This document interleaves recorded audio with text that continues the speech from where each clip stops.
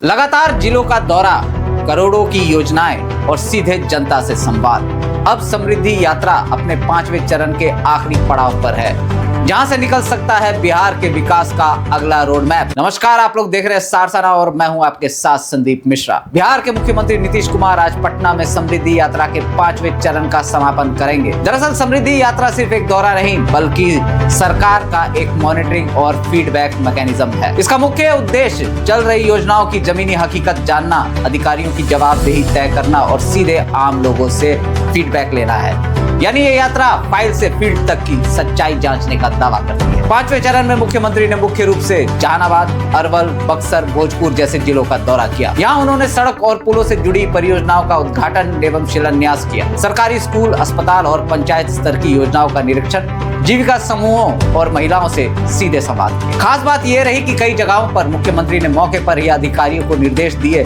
जिससे ये संदेश गया कि सरकार रियल टाइम एक्शन मोड में है। इस चरण में सरकार का फोकस साफ दिखा। इंफ्रास्ट्रक्चर जैसे ग्रामीण सड़क, पुल, पुलिया, रोजगार, लोकल लेवल पर स्किल और स्वरोजगार, महिला सशक्तिकरण जैसे जीविका दीदियों के जरिए आर्थिक मजबूती एवं शिक्षा, स्वास्थ्य, स्कूलों और अस्पतालों की स्थिति में सुधार। कई योजनाएं करोड़ों की लागत वाली बताई जा रही है, हालांकि हर जिले के हिसाब से आंकड़े अलग अलग। आज पटना में होने वाले समापन सिर्फ औपचारिक नहीं है। यहाँ 3 बड़ी चीजें हो सकती है: अब तक की यात्रा का रिपोर्ट कार्ड, नई योजनाओं या अगले चरण की घोषणाएं, 2026-27 के विकास एजेंडों का संकेत। यानी ये इवेंट आने वाले समय की पॉलिटिक्स और पॉलिसी दोनों के लिए अहम माना जा रहा है। सबसे बड़ा सवाल, क्या जो योजनाएं कागज पर दिख रही है वह जमीन पर भी दिख रही है? क्योंकि कई जगहों से ये भी सामने आया है कि कुछ परियोजनाएं अभी अधूरी है, कुछ योजनाएं सिर्फ उद्घाटन तक सीमित है और लोगों की शिकायतें अभी भी बनी हुई है। विपक्ष का आरोप है कि यह यात्रा विकास से ज्यादा इमेज बिल्डिंग अभियान है। वहीं सरकार का दावा है कि ये जनता के बीच जाकर काम की सच्चाई देखने का